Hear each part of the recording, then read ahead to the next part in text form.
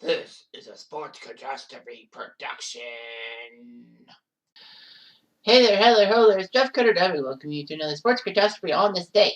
And on this day, February the 15th in 1998, one of the legendary droughts in auto racing history finally ended. Yes, Dale Earnhardt Sr. finally won the Daytona 500. He had 19 previous attempts, and he failed. It was just not good and all that. But Dale Earnhardt finally did it. In fact, this was the 20th time Earnhardt was in the Daytona 500. Ironically, that was the amount of time that CBS had of live broadcasting the Daytona 500. Usually the Daytona 500 had some laps edited out for ABC's Wide World of Sports and all that. But CBS did it flag to flag. And the 1979 race was one of the best ever. And it actually helped NASCAR racing on TV.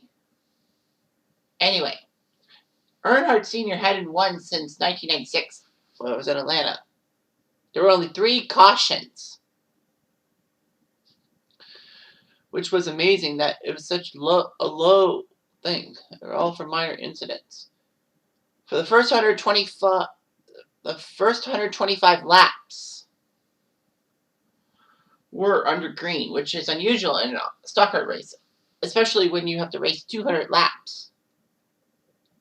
Anyway, it was a decent day. It was 21 Celsius or 70 Fahrenheit, and there was a decent amount of wind. So anyway, with Mike Joy, Buddy Baker, and Ned Jarrett in the commentary booth for CBS, it was huge. The Nielsen ratings had it at 13 million people. So anyway, Daytona is the legendary NASCAR racetrack and all that. It's very prestigious on the NASCAR calendar, and usually the series' first race of the year. All that.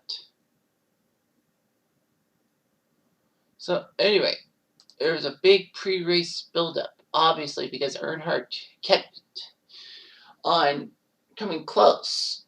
But unfortunately, he kept failing the Daytona 500.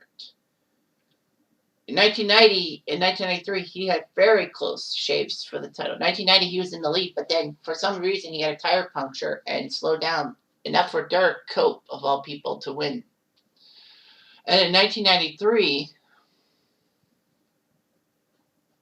he was trying to take down Dale Jarrett, but Dale Jarrett survived the win. That's, of course, Ned Jarrett's son.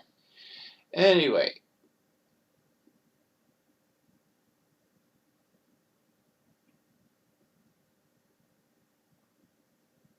It was amazing and all that.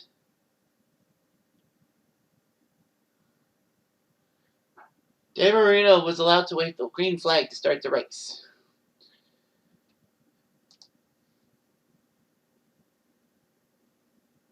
So, anyway, it looked good. With Jeff Gordon, the first caution was when Jeff Gordon was leading, but Ward Burton's tire broke down, leaving debris on the track, so it brought out a caution. The second caution happened when John Andretti and Robert Presley made contact and spun out.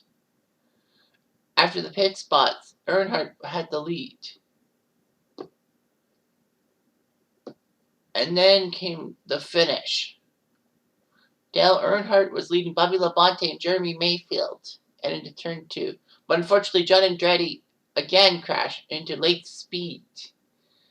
That's the guy's name. And both cars spun, setting up a scenario where Earnhardt, Labonte, and Mayfield were in contention for the win. They had to race back to the caution flag. And there was a lap car of Rick Mast.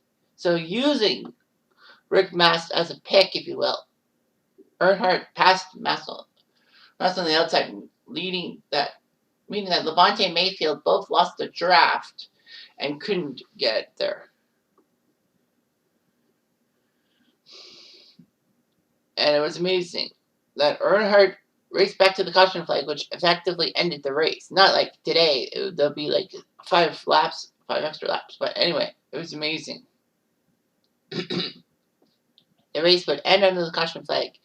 Earnhardt took down Labonte and Mayfield to be the champion. And all that.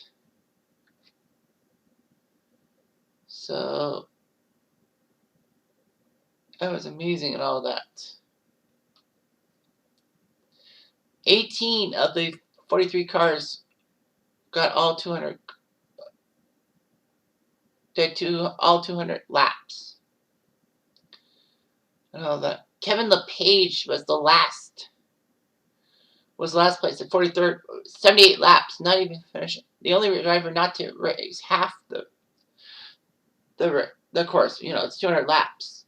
Usually you have like lots of people not making the 100 lap thing, but Kevin LePage was the only one who didn't make it. Jeff Burton, Steve Park, and Ricky Red also had problems and couldn't finish the race. Anyway, we cannot forget about Mike Joy's commentary on the 500. Labonte up high. Earnhardt uses the lap car of Rick Mast as a pick. 20 years of trying, 20 years of frustration. Dale Earnhardt will come to the caution flag to win the Daytona 500. Finally, the most anticipated moment in racing. If John Elway can win the Super Bowl, Dale Earnhardt said he could win the 500. And if he comes around caution to complete this final lap, the taste of victory will be his.